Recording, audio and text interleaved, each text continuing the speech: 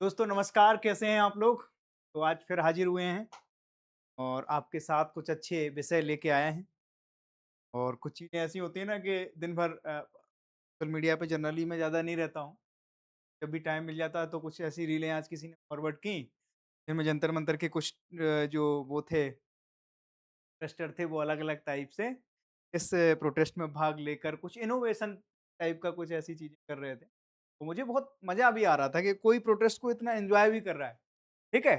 अपनी चीज़ें सारी चीज़ें मान ली गई हैं और सारी चीज़ें इस तरीके से हैं कि अकाउंटेबिलिटी बिल्कुल तय होनी चाहिए। मैं इसके पक्ष में हूँ और शांतिपूर्ण तरीके से होना चाहिए। बस आपके इनोवेशन का मैं फ़ैन हो गया हूँ। मैं बहुत बड़ा कायल हूँ आपकी इन सब ये करते हैं। मैं देखता हूँ सबसे पहले तो आज का मज़े-मज़े में अपन को पढ़ना है, ज़्यादा दिक्कत लेनी नहीं है।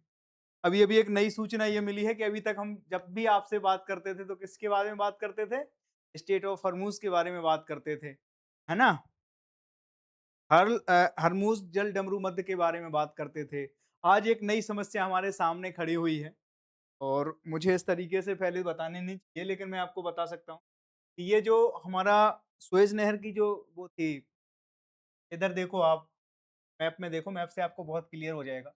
ये सुएज़ नहर है ना? लाल सागर और अदन की खाड़ी को ये बीच में एक चीज़ पड़ती है, थोड़ा-सा ले लेता हूँ, है ना? बीच में कौन-सी है? बाबा अल मंडेब जल डमरू मध्य जो है वो बीच में पड़ता है। तो अभी हुआ क्या कि जो ईरान से समर्थित ग्रुप है अमन में जो समर्थित ग्रुप है वो कौन-सा है? Houthi rebels. हूथी रिबल्स एक क्या है? प्रॉक्सी है किसकी? ये माना जाता है कि ये प्रॉक्सी हैं आपके ईरान के। एक हिजबुल्लाह है उधर, जहाँ पे हमारे इज़राइल है, इज़राइल के पास में क्या है? वहाँ पर एक हिजबुल्लाह ग्रुप है, वो उसको भी कौन वो करता है? फंडिंग करता है, तो ईरान करता है। एक ये ग्रुप है, हूथी रिबल्स हैं, ये अमन में पाए जाते हैं, ठीक है? अमन में हूथी रिबल्स ने धमकी दी है, अगर अमेरिका ने ईरान के ऊपर अब हमला किया, तो बात सिर्फ अब कहाँ तक? स्टेट ऑफ हॉर्मूज़ तक नहीं सीमित रहेगी। अब हम जो बाब अल मंडेब जल डमरू मध्य है, उसको भी क्या कर देंगे? चोक कर देंगे। तो ये इसलिए भी दिक्कत की बात है कि जब हमारे पास क्या था? एक रास्ता था, स्टेट ऑफ हॉर्मूज़ था। हम वहाँ से क्या कर रहे थे? इम्पोर्ट कर रहे थे तेल का, हमारी एनर्जी जितनी ज़रूरतें और दुनिया का ज़्यादातर हिस्सा वहीं से क्या हो रहा था? आयात हो रहा था। तो यहाँ से फिर क्या हो गई? यहाँ पर युद्ध होने लगा, ईरान के बीच में और अमेरिका और इज़राइल के बीच। तो वहाँ पर क्या हुआ? बहुत सी रुकावटें पैदा हो गईं। बहुत सी ऐसी वो थी जिन पे क्या हुआ कि लोग अब उसपे पार्टियाँ बहुत सारी हो गई। चाइना भी इन्वॉल्व है, अमेरिका भी इन्वॉल्व है, रसिया भी इन्वॉल्व हो गया है, ठीक है? तो अब बहुत वो खिचड़ी बन चुका है, वो हौच-पौच हो गई सारी चीज़ें। कोशिश ये थी कि यहाँ पर क्या है, सऊदी अरेबिया ने क्या किया, सऊदी अरेबिया ने यहाँ से पाइपलाइन डाली, ये देखो आप इधर से इधर, है ना? यहाँ से यहाँ तक क्या डाली? पाइपलाइन डाली। तो अब जो लोग जा रहे थे वो कहाँ से? यहाँ से होते हुए जा रहे थे और सुएज़ कनाल से निकलते हुए और वहाँ से अपना ट्रेड रूट उन्होंने क्या किया? डाइवर्ट कर, ठीक है? वहाँ पर एक पाइपलाइन डाल दी, मोटी-सी पाइपलाइन, जिससे क्या हुआ? यहाँ की दिक्कतें खत्म हो गई। अब चूँकि उसमें माइन्स भी डले हैं, अंडर वाटर माइन्स भी हैं स्ट्रेट ऑफ हॉर्मूज़ के बीच में। कोई जहाज उसमें टकरा ना जाए, इसकी भी आशंका बनी रहती है। अभी बहुत से ऐसे वो थे हमारे जो अ, जहाज़ों पे लोग काम करते हैं, उनकी भी मौत हो रही है। कई मिसाइलें आके गिर रही हैं एक-दूसरे, कई बार कुछ चीज़ बैकफ़ायर कर दे रही हैं, ठीक है? कुछ चीज़ें ऐसी हो रही हैं जो मिसफ़ायर हो जा रही हैं। तो उसमें क्या है, लोगों की जान को खतरा हो रहा है। ये कई जो इंश्योरेंस कंपनियाँ हैं वो इंश्योरेंस करने से डर रही हैं। अब कई जहाज इसीलिए क्या है, जहाज कंपनियाँ अपने जहाज़ों को उनने डॉक कर रखा है, वो अब चलाने की, ठीक है? तो यहाँ पर एक नई जो दिक्कतें थी वो और बढ़ गई हैं। वहाँ के हूती विद्रोहियों ने क्या कह दिया है कि अगर ईरान के ऊपर अमेरिका ने बम डाला, तो हम यहाँ पर बाब अल मंडेब जो जलडमरू मध्य है, जो लाल सागर को अदन की खाड़ी से जोड़ता है, ये छोटा सकरा सा जगह है, आप देख रहे हो ना, ये छोटी सी, इस पे क्या कर देंगे हम? ब्रेक लगा देंगे इसको। आप देख रहे हो ये छोटी जगह है, ये 30 किलोमीटर के समथिंग की जगह है। तो वो कह रहा हम चौकी कर देंगे, यहाँ पर हम अपना कब्जा जमा के बैठे। वो वाली बात है ना कि अगर हमें पता चल जाए कि ये वाली हमारी गली है और इस पे 4 पार्टियाँ बैठ जाएँ तो ये वाली हम चोक कर लेते हैं, वो वाली तुम चोक। खत्म हो गई बातचीत। अब जो पार्टियाँ निकलने वाली हैं वो क्या है? अपने घर तक पहुँच नहीं पाएँगी। बात समझ में आ गई आपके? तो ये सारी की सारी चीज़ें हैं। दुनिया भर में कियोस्क मचा पड़ा है। ट्रम्प साहब अपने बस एन्जॉय कर रहे हैं। देश में मोदी जी अभी रात में रील बना रहे थे। बहुत अच्छी चीज़ें करी उनने। एक बढ़िया इंस्टाग्राम की रील शूट करी उन्होंने और इंस्टाग्राम पे क्या कर दी? हिल दी उन्होंने। अब जो होगा वो देखा जाएगा। ठीक है? तो आपके साथ दिक्कतें ये हैं कि आपको इस सारी चीज़ों के बारे में समझ है, जो ओवरऑल बहुत दिक्कत इसलिए आ जाएगी, अगर अमेरिका ने ईरान पर हमला करता है तो बाब अल मंडेब जलमार्ग को क्या कर दिया जाएगा? बंद कर दिया जाएगा। यह लाल सागर और अदन की खाड़ी को क्या करता है? जोड़ने वाला एक सकरा और रणनीतिक जलमार्ग है। बहुत इम्पोर्टेंट चीज़ है और ये बहुत इम्पोर्टेंट जलमार्ग है। इससे क्या है? ये वैश्विक जो व्यापार मार्ग है, ये प्रमुख वैश्विक व्यापार मार्ग है, सुएज़ कनाल। जब से इसकी निर्माण हुआ सुएज़ कनाल का, देश जो है क्या कर रहा है? दबा के पैसा कमाता है, जिस-जिस पे इसकी ओनरशिप है। ये बहुत सकरा है लेकिन ये सोचो पूरी की पूरी ही कम कर देता है। यहाँ से जाते थे लोग पहले, यहाँ से सीधे आप कहाँ यूरोप में चले जाते हैं सीधे। छोटी सी चीज़ है जहाँ पर इन्होंने क्या किया? कनाल को क्या किया? खोद दिया। यहाँ जैसे ही खोदा तो इससे क्या हो गई? इनकी बहुत सारी अर्निंग आती है, सोर्स का प्रमुख साधन है इस देश। ठीक है? तो आपको ये चीज़ें समझने की ज़रूरत है। अब कोई यहाँ पे भी अगर पाबंदी लगा दे, यहाँ पर भी वही अशांति पैदा हो जाए, फिर क्या होगा? इंडिया पे भी उसका असर पड़ेगा। वो ये कह रहे हैं कि यहाँ से जो सऊदी अरेबिया है, वो यहाँ पर क्या नहीं कर पाएगा? आवागमन नहीं कर पाएगा। लेकिन ये बात हम जानते हैं और आप जानते हो। कि ये बात केवल सऊदी अरेबिया तक नहीं होगी, क्योंकि लगेगी आग तो आएँगे घर कई जद में, जहाँ पर हमारा मकान थोड़ी है। ठीक है? केवल उनका मकान नहीं जलेगा, आँच तो हमारे ऊपर भी आ जाएगी। इसीलिए ये बात अपन को देखनी है, ये चीज़ समझने की ज़रूरत है। अगर वहाँ शांति बनी रहती है, अमेरिका और ईरान के बीच में एक पीस डील जो हो रही है या जो चल रही है, क्रिएट हो जाती है, तो फिर यहाँ पर क्या होगा? शांति बहाल हो सकती है और उस शांति के कारण आप ये देखेंगे कि जिससे हमारी इकोनॉमी पे भी क्या नहीं असर नहीं पड़ेगा। आज भारत की इकोनॉमी में अगर सबसे ज़्यादा दबाव है, उसका एक कारण ये भी है, भारत की निर्भरता स्ट्रेट ऑफ हॉर्मूज़ और आपका ये जो है बाब-अल मंडेब जैसी जगहों से हमारा पूरा का पूरा ट्रेड रूट है वो सब है। तो आप समझो कि अगर इन जगहों पर या इन सारे रास्तों पर अगर कोई पहरा लग जाता है या इनमें रुकावट आ जाती है, तो हमारे यहाँ एनर्जी प्राइसेस क्या हो जाएँगे? एकदम इंक्रीज़ हो जाएँगे, जो कि हम अफ़ोर्ड नहीं। बात समझ में आ गई? अब भारत को थोड़ा-सा प्रोएक्टिवली अपने आप में काम करने की ज़रूरत है। अब अपनी चीज़ें बढ़ाओ, 56 इंच का सीना बताओ कि आप करने वाले हो, क्या करने वाले हो? ऊर्जा आपूर्ति के अहम जलमार्ग, अस्थिरता से वैश्विक अर्थव्यवस्था पर असर आएगा कि भारत, चाइना, रशिया सब पे असर डालेगा ये। एशिया की तो बिल्कुल इकोनॉमी हिल के जाती है, कोई चीज़ रास्तों पे तो हमारी विशेष ज़िम्मेदारी है। ठीक है? तो ये है। अगली चीज़ और देखो आप, ये रिपोर्ट इम्पोर्टेंट है। ये यूनिसेफ, डब्ल्यूएचओ सब मिलके एक साथ इसको क्या करते हैं? इस रिपोर्ट को जारी करते हैं। जब ये रिपोर्ट जारी हुई तो ये आपके आँकड़ों के लिए बहुत ज़रूरी है। यूपीएससी में आँकड़े आप इन्हीं रिपोर्टों से ऑथेंटिकेशन के साथ आपके साथ प्रस्तुत कर रहे हैं हम। कि दुनिया के लिए सोफी 2026 रिपोर्ट आई है, ठीक है?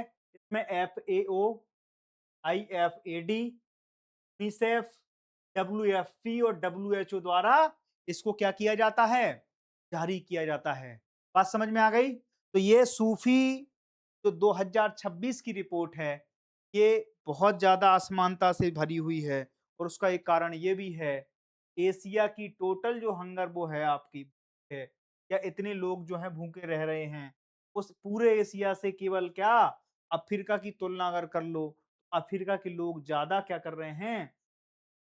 कर रहे हैं।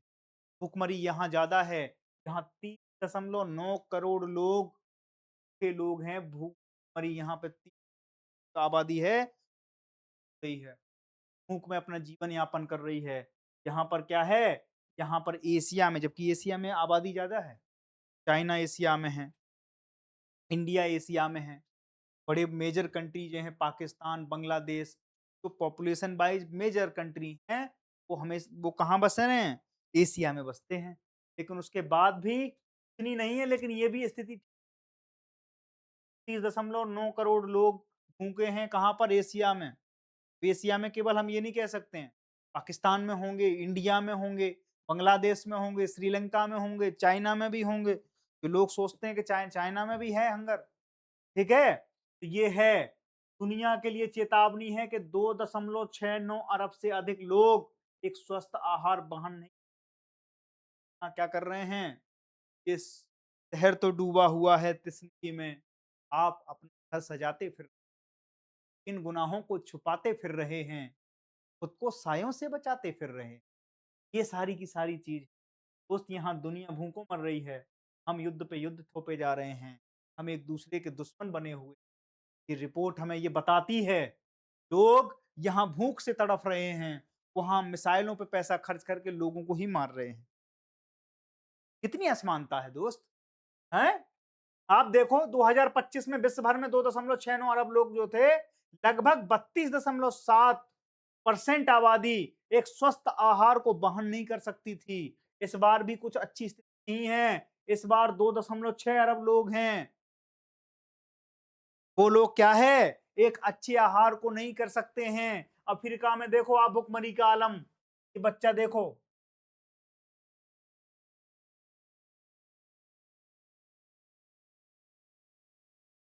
इस तरीके से वहाँ बिस्किट बाँट दो, बच्चे 2-2 3-3 दिन तक भूखे हैं।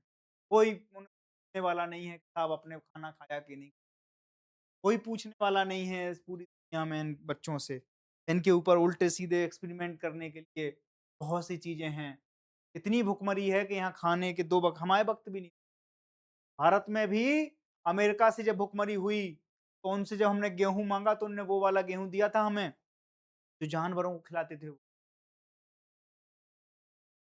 मैं बात लग गई लाल बहादुर शास्त्री जी को। उन्होंने कहा था कि देश में हर आदमी को जय जवान जय किसान का जब नारा दिया, तो उन्होंने कहा था कि देश के हर आदमी को हफ्ते में 1 बार उपवास करना, और ऐसा नहीं कि उपवास करने की ज़रूरत है तो वो कुछ और खा रहे थे, वो मालपुआ खा रहे थे। कि साहब देश में एनर्जी की क्राइसिस है तो सबको क्या करना चाहिए? सार्वजनिक वाहनों से जाने की प्रेरणा लेनी चाहिए, निजी वाहनों को अवॉइड करना चाहिए और खुद जाके 50 काफ़िलों में से विदेश निकल जाओ आप, 4-4 हेलीकॉप्टर, 4-4 हवाई जहाज लेके। शास्त्री जी सब ने किया था। शास्त्री जी ने खुद हल उठाया, बैलों को जोता और खुद खेत में उतर गए और क्या करने लगे? जुताई करने। उस समय जब स्वामीनाथन की रिपोर्ट, आप स्वामीनाथन जी को जानते हो, जो हमारी कृषि क्रांतियाँ हुई देश में, कि वो माने जाते हैं पिता माने जाते हैं। नाथन ने जब देखा, तो हमने बहुत से वो किए, है ना? बहुत अच्छी वैरायटी की, बहुत सी चीज़ों में क्या किया? सुधार किया। बहुत से ऐसे हमने उन्नत किस्म के बीज उत्पन्न किए और फिर पूरे देश की क्या की हमने? हमने यूरिया, डीएपी वगैरह जो भी था, सब के सब चीज़ों को करके और हमने ना केवल आत्मनिर्भर बने हम इन चीज़, हम आज एक्सपोर्टर हैं, सरप्लस हमारे यहाँ होता है गेहूँ, चावल, आज हमारी क्या अगर 10 साल, 5 साल भी कोई ना हो तो रिज़र्व है, ना अभी अफ़ोर्ड कर सकते हैं कि दूरदर्शिता का परिणाम है। देश में मैं हमेशा कहता हूँ कि आप सॉल्यूशन ओरिएंटेड बनिए। जब भी कोई समस्या आपको दिखती है, नालियों की समस्या दिखती है, उसमें क्या समाधान कर सकते हो आप? आपको पॉल्यूशन की समस्या दिखती है, आप क्या समाधान कर सकते हो? तो हमेशा आप सॉल्यूशन ओरिएंटेड बनिए, प्रॉब्लम ओरिएंटेड बनने से काम नहीं चलेगा। यहाँ पर देखो आप, इस समय क्या है, वैश्विक स्तर पर स्वस्थ आहार वहनीय 2025 में आई थी, 32% आबादी भूख से नीचे थी। गरीबी रेखा रेखा से नीचे नहीं थी ये। ये भूखी ये इन्हें खाने को ही नहीं मिल रहा है, ठीक है? तो ये स्थिति है दुनिया की स्थितियों को देखते हुए थोड़ा इनको समझदारी दो जो हुक्मरान हैं, कि लड़ने से और इन सब चीज़ों से और ऐंठ से और प्राइड से इन सब चीज़ों से काम नहीं चलता है। तन की हविस मन को गुनहगार बना देती है। बागों के बागों को बीमार बना देती है और भूखे पेटों को देशभक्त खाने वालों भूख इंसान को गद्दार बना देती है। ध्यान रखना इस चीज का। इन बच्चों को खाना मिलना चाहिए। इस चीज की पूरे के पूरी दुनिया में आवाज होनी चाहिए और ये जो असमता है, जो विषमता है कि अफ्रीका में खाने को नहीं है, आप पिज़्ज़ा और बर्गर फेंक दे रहे हैं। इस चीज़ पे भी क्या होना चाहिए? अकाउंटेबिलिटी तय होनी चाहिए सब लोगों में। अब देखो इसमें क्या है? कारण क्या है इसके? संघर्ष और असुरक्षा है। कई जगह इस तरीके की चीज़ें चल रही हैं जैसे ईरान और देखो अभी इसका रसिया और यूक्रेन में युद्ध देखो। यूक्रेन एक्सपोर्टर था हमारे यहाँ कृषि। बहुत जगह उसकी क्या जाती थी? अनाज जाता था। रसिया ने इतने बम मारे कि वहाँ उस एक तो हमारे यहाँ भुखमरी चल रही है, दूसरी तरफ हम वहाँ पे जो उपजाऊ ज़मीनें हैं, उनमें कुछ उप उपजा नहीं पा रहे हैं, केवल इसलिए कि वो ज़मीन, वो लैंड क्या करें हम, आपसी मतभेद के चक्कर में हम उन ज़मीनों को बंजर बना दे रहे हैं। सालों तक की अब इससे ओवरऑल क्या है, ओवरऑल प्रोडक्शन तो घटा ना। जितने भी देश प्रोडक्शन कर रहे थे, मान लो कि अभी शॉर्ट एंड प्रोडक्शन हो रहा था दुनिया में। रसिया ने वहाँ पे युद्ध किया, ईरान ने यहाँ युद्ध किया, अमेरिका ने युद्ध किया, इज़राइल ने युद्ध किया, तो ओवरऑल प्रोडक्शन में तो प्रभाव तो पड़ेगा ना उस चीज़ पे। प्रोडक्शन तो प्रभावित होगा कि नहीं होगा? और जब अगर प्रोडक्शन प्रभावित हो रहा है, तो फिर क्या होगा? ये जो भुखमरी की आप स्थिति देख रहे हो, ये और भी बढ़ सकती है। जिन चीज़ों को हम सुखद मोड़ दे सकते थे, बातचीत से मसले हल हो सकते थे, वहाँ पर हमारी नाक लग जाती है और अभी वही हुआ। सरकारों की नाक बहुत बड़ी हो जाती है एक देश की नाक बहुत बड़ी हो जाती है, ठीक है? ऑपरेशन सिंदूर के बाद ये बहुत अच्छा काम किया था इंडियन आर्मी ने। अपने जो हमारी जो लक्ष्य थे, उनको समाप्त करते हुए हम बहुत जल्दी उससे बैक आ गए थे। वरना एक बार अगर हम युद्ध में उलझे, तो युद्ध किसी के लिए भी फ़ायदेमंद सौदा नहीं है। बात समझ में आ गई?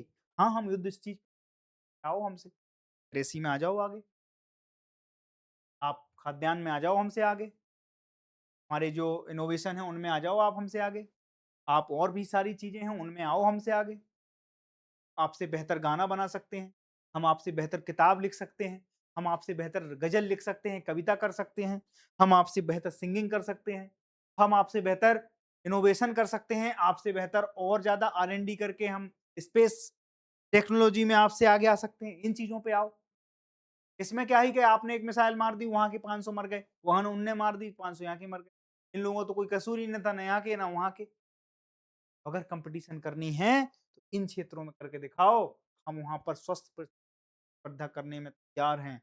हम उस चीज़ में आपके साथ 2-2 हाथ करने ज़रूर आएँगे, ठीक है? जलवायु परिवर्तन, सूखा, कई जगह सूखा हो रहा, कई जगह बाढ़ हो रही।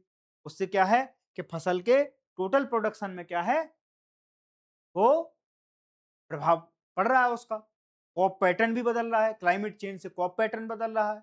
हो सकता है कि किसी क्षेत्र में कोई एक स्पेसिफिक फसल हो रही थी, लेकिन क्रॉप पैटर्न, क्लाइमेट चेंज, है ना? वेदर चेंज के चक्कर में क्या हो रहा है कि वहाँ पे सारी चीज़ें बदल जा रही हैं। अब सारी चीज़ें बदल जा रही हैं तो फिर क्या करना पड़ेगा हमें? क्रॉप पैटर्न के हिसाब से फसलें करनी पड़ेंगी। जहाँ पे मान लो कि सूखा पड़ रही है, वहाँ पे हम धान की खेती करवा दें। क्या होगा? पानी का पानी खत्म हो जाएगा और धान की धान नहीं हो पाएगी।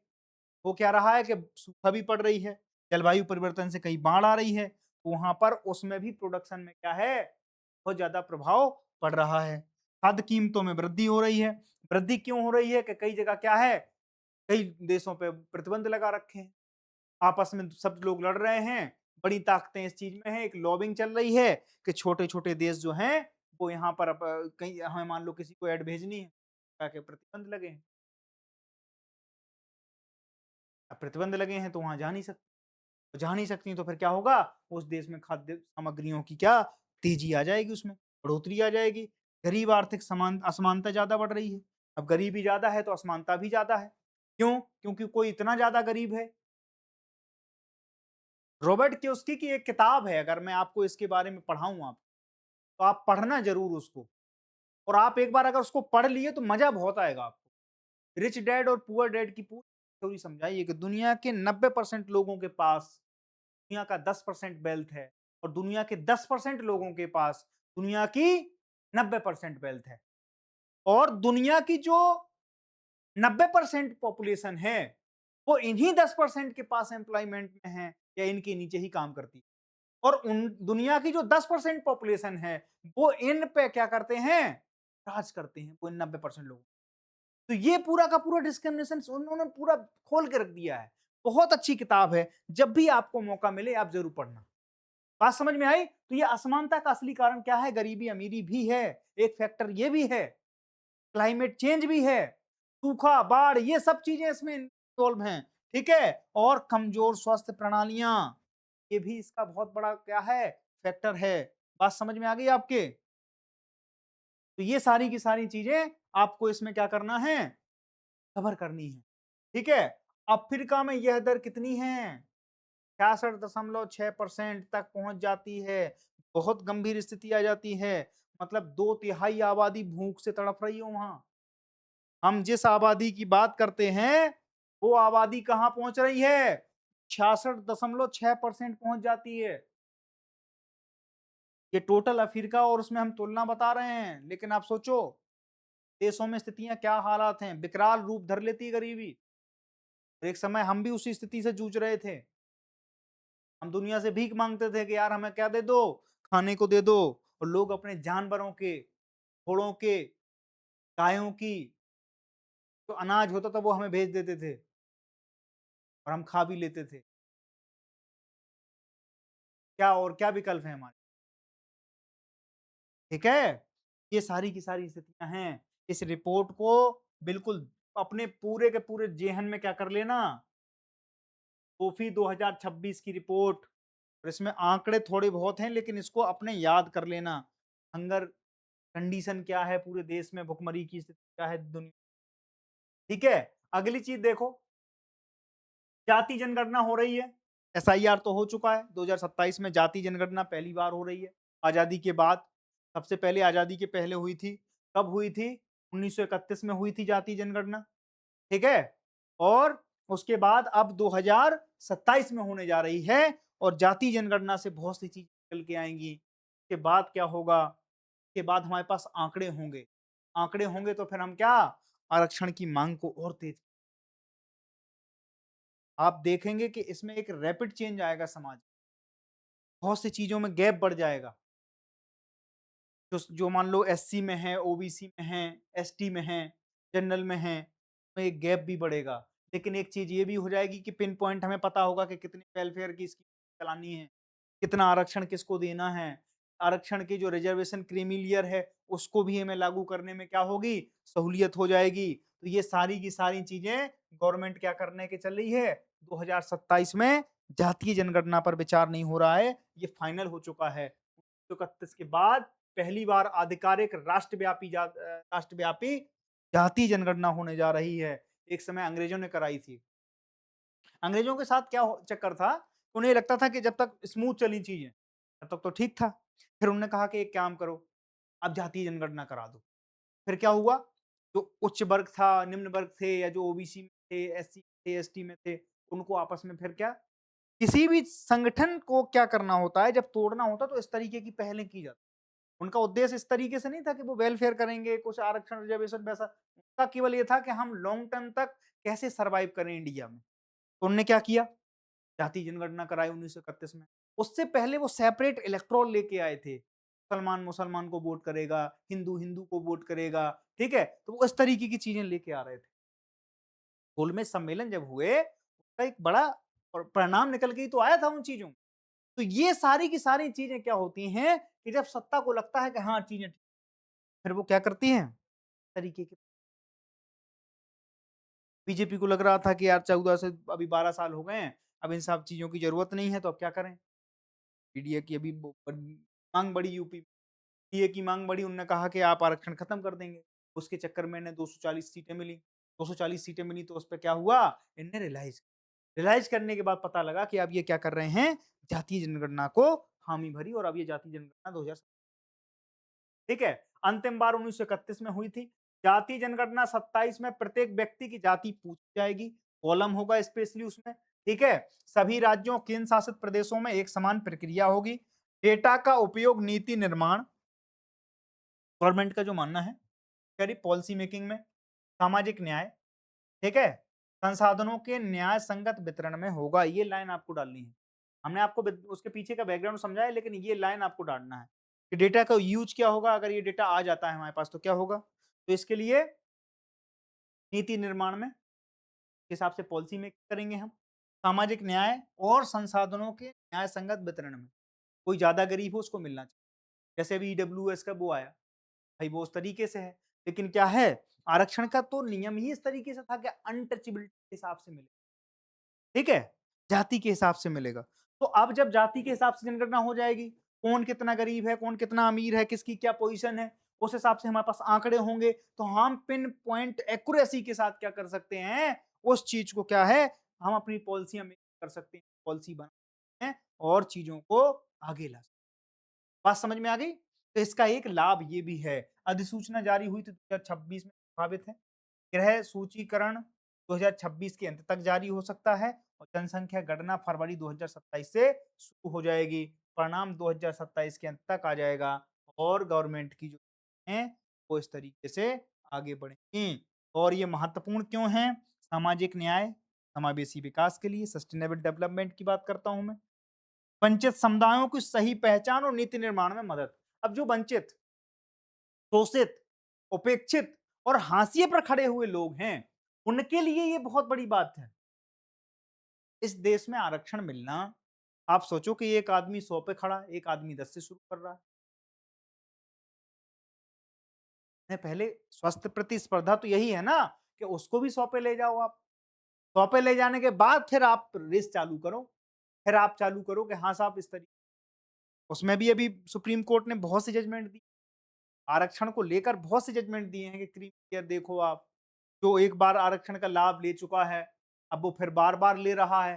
पापा पापा आईएएस हैं, उसको क्या मिल रहा है? आरक्षण का लाभ मिल रहा है। सरकार ने कहा कि जो लोग अब ठीक-ठाक पोज़ीशन पे आ गए हैं और सोशल मीडिया के दौर के बाद तो आप देखो सारी चीज़ें ग्लोबलाइज़ हो चुकी हैं। तो अब उतना ज़्यादा समाज में भी तो नहीं है, जितना ज़्यादा पहले था। पहले हड्डियाँ टाँग देते थे लोगों के गले के बाहर। अब साहब इसी में थूको, ज़मीन पे थूक नहीं सकते हो आप, पानी अलग पियोगे आप।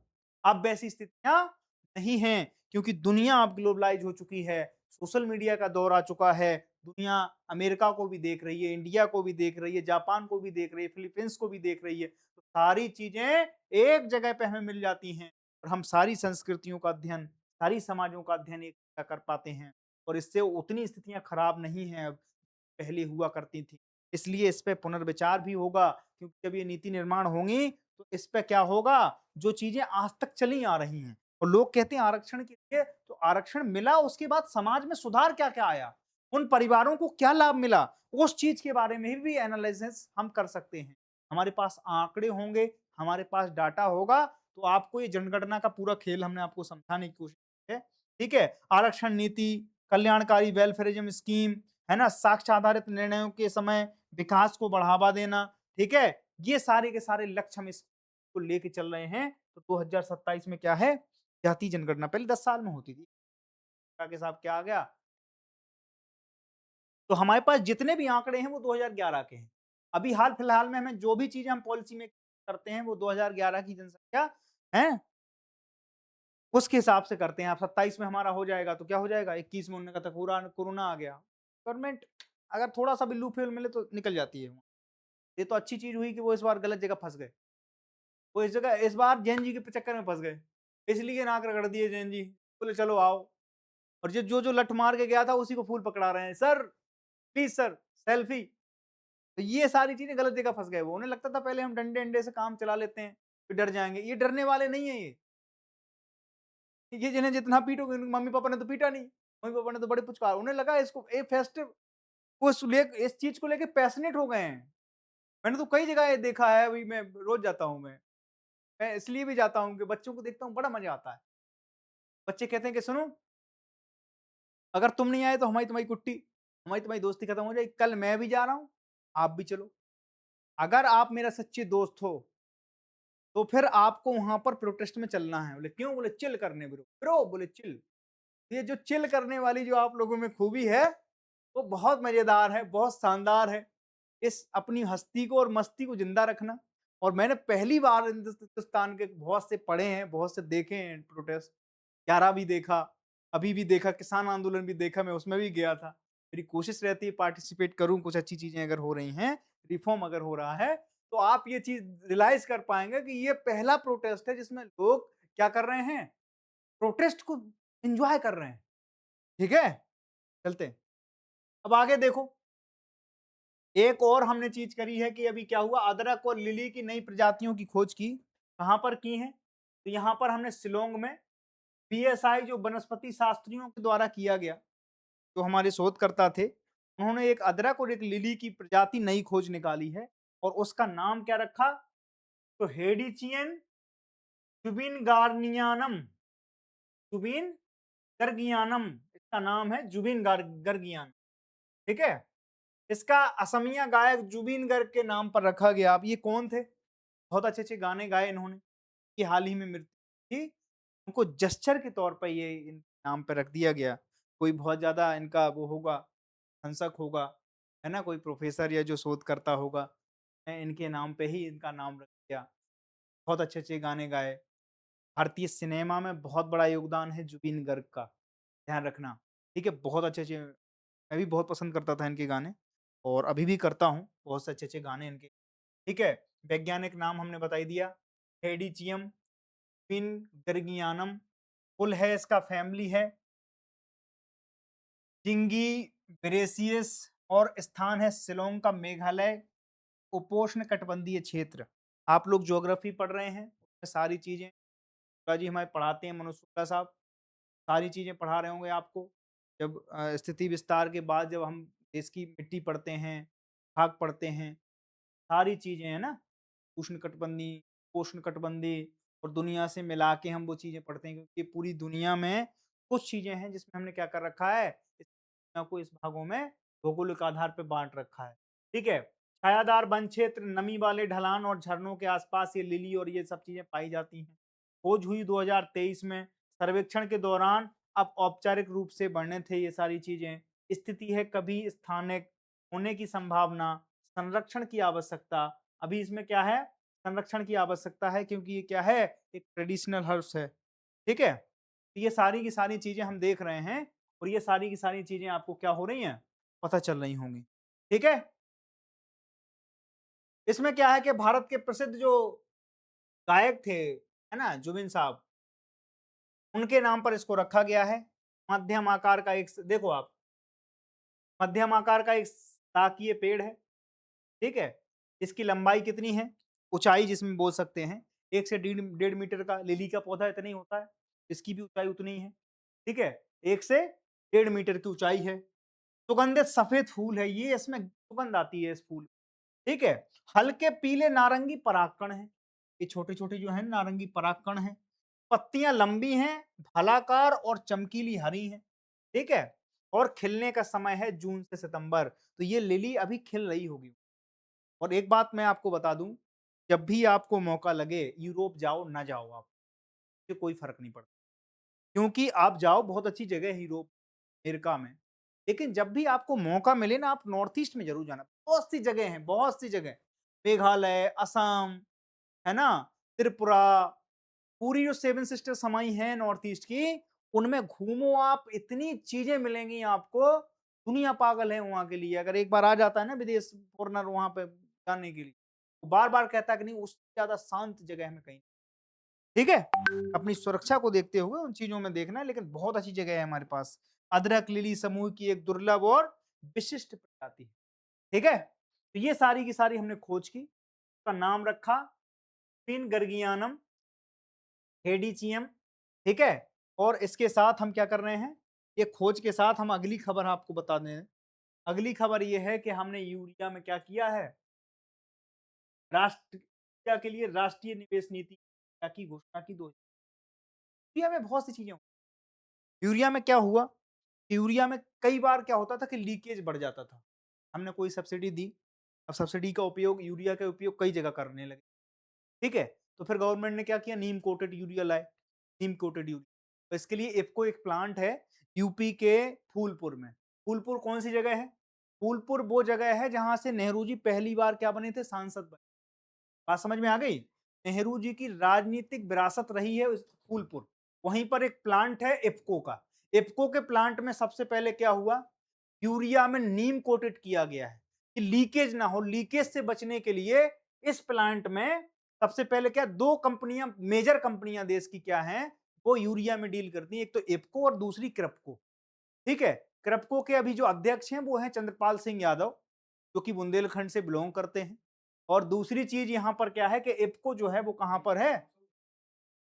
वो है इफ्को फूलपुर, इलाहाबाद के बगल की कंस्टिट्यूंसी। ठीक है? और वहां पर उनकी राजनीतिक और इफ्को की जो पूरी की पूरी 1400 एकड़ जमीन है, वो पूरी इनके पिताजी ने, मोतीलाल नेहरू ने दान की थी देश को। और उसी 1400 एकड़ में ये प्लांट लगा।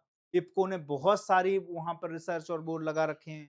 ठीक है? वहीं हमारे देश का ज्यादातर यूरिया और किसान से जुड़ी हैं, उसी इफ्को प्लांट में क्या होती हैं, रिसर्च और वो की जाती हैं, हमारे एनालिसिस कर रहे हैं। ठीक है? यूरिया उत्पादन की क्षमता को बढ़ाने और नए संयंत्र स्थापित करने को प्रोत्साहन कर रहे हैं हम। ठीक है? कैसे? राष्ट्रीय निवेश नीति में समयबद्ध स्वीकृति और सिंगल विंडो क्लियरेंस के लिए हम बात कर रहे हैं। पूंजीगत सब्सिडी, वित्तीय प्रोत्साहन और रियायती ऋण की सुविधा उपलब्ध करा रहे हैं। और ऊर्जा दक्षता, हरित तकनीकी और सतत सस्टेनेबल निर्माण पर हम जोर दे रहे हैं। ये सारी की सारी चीजें हमारी जो राष्ट्रीय नीति है 2026 यूरिया की, घरेलू उत्पादन में वृद्धि हो जाएगी, आयात पर निर्भरता कम हो जाएगी। यूरिया में भी बड़ी संकट आ गया था। क्यों? क्योंकि अगर सोचो, रसिया से हम तेल ले रहे थे, रसिया के उस पे हम पे प्रतिबंध लगा दिए गए थे। अब उससे क्या होगा? कई बार जब हम पेट्रोलियम खरीदते हैं या कोई ऐसी चीजें खरीदते हैं तो उसके बाद क्या होता है? वो बहुत सी चीजें उसके जो कंपोनेंट हैं, वो काय में डलते हैं? यूरिया मैन्युफैक्चरिंग के काम में आती हैं। में क्या है, बड़ी बाधा उत्पन्न हुई थी। तो हमने क्या किया? इम्पोर्ट किया था यूरिया।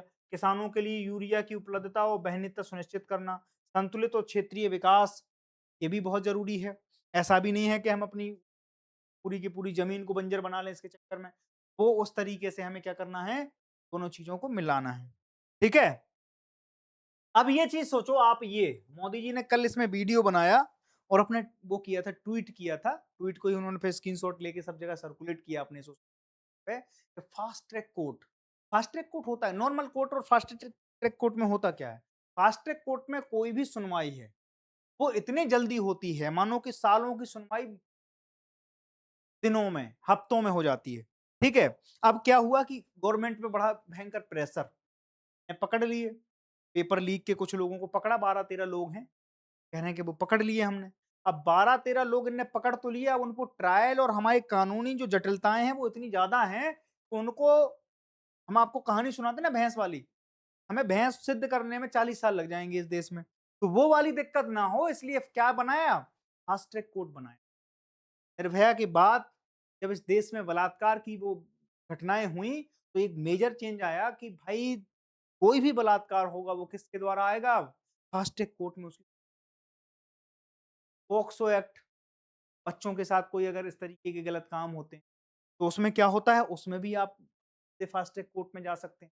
फास्ट ट्रैक कोर्ट ही डील करता है इन सारी की सारी चीजों को। अब फास्ट ट्रैक कोर्ट होते क्या है? फास्ट ट्रैक कोर्ट वो होते हैं कि किसी प्रक्रिया को बहुत जल्दी, मतलब जैसे आपने कोई अभिक्रिया और देखी है, क्रिया और प्रतिक्रिया हो रही है उसमें। अब अभिक्रिया के बीच में एक उत्प्रेरक का काम करता है, कोई भी उत्प्रेरक रख दो। उत्प्रेरक के 2 ही काम है पूरी अभिक्रिया में, या तो वो उस अभिक्रिया को क्या कर देंगे? बढ़ा देंगे, या उस अभिक्रिया को क्या कर देंगे? धीमा कर देंगे। तो उत्प्रेरक का काम कर देते हैं, तो वही उत्प्रेरक की भांति हमारे यहां फास्ट ट्रैक का क्या होता है? निर्माण होता है। या तो वो उस पूरे प्रोसेस को क्या कर देते हैं? फास्ट, जो चीज 10 साल में होनी है वो क्या कर देते हैं? 10 हफ्ते में करके खत्म कर देते हैं। अभी मोदी जी ने कल जो ट्वीट किया उसमें यह बताया गया कि फास्ट ट्रैक कोर्ट की हमने क्या की? स्थापना कर दी। अब स्थापना क्यों कर दी साहब? उस स्थापना करने में एक जो सबसे बड़ी चीज थी वो ये थी कि उसमें इनको जल्दी से जल्दी सजा मिल जाएगी तो हम मुंह दिखाने लायक हो जाएंगे, जनता के सामने जाने लायक हो जाएंगे कि देखो हमने पेपर लीक करने वाले लोगों को बख्शा नहीं है। और देश में विदाउट किसी ट्रायल के, बिना किसी उसके फांसी पे थोड़ी चढ़ा सकते हो। एक पूरी प्रक्रिया है, दोषी को भी अपना पक्ष रखने का अधिकार है इस देश में। तो आपको अधिकार, आपके अधिकारों की भी सुरक्षा बनी रहे और देश के भावनाओं की भी सुरक्षा बनी रहे, इन दोनों चीजों को मैनेज करने के लिए फास्ट ट्रैक कोर्ट की क्या की जाती है, स्थापना की जाती है। बात समझ में आ गई? तो अभी हाल में ही किसके लिए, जंतर मंतर का जो हमारा पूरा आंदोलन हुआ, उसमें से एक कंक्लूजन जो निकल के आता है वो ये है कि फास्ट ट्रैक कोर्ट हमें मिला कि अगर कोई पेपर लीक होता है उसके बाद जल्द से जल्द उस पर कार्रवाई हो, उसके लिए क्या है, अविलंब मामलों में तुरंत निपटारे के लिए विशेष अदालतें हैं, अभिरक्त जज और स्टाफ की नियुक्ति होती है, आधुनिक अवसंरचना इको कोर्ट्स और डिजिटल केस के माध्यम से मैनेजमेंट सिस्टम का उपयोग किया जाता है, और इसके बाद समयबद्ध कार्य योजना और नियमित मॉनिटरिंग के साथ इन सारी की सारी चीजों को किया जाता है। ठीक है, अब देखो आप, ये फास्ट ट्रैक कोर्ट के बारे में हमने समझ लिया। अब क्वेश्चन और देख लेते हैं कि आईएनएस बी त्रिवेणी पर सवार भारतीय सशस्त्र बलों की महिला अधिकारियों ने लगभग कितने दिनों में विश्व परिक्रमा पूरी की? इसका आंसर क्या बताया मैंने, 314 दिन में। दूसरा है केप हॉनर्स का दर्जा किस उपलब्धि के बाद प्राप्त होता है?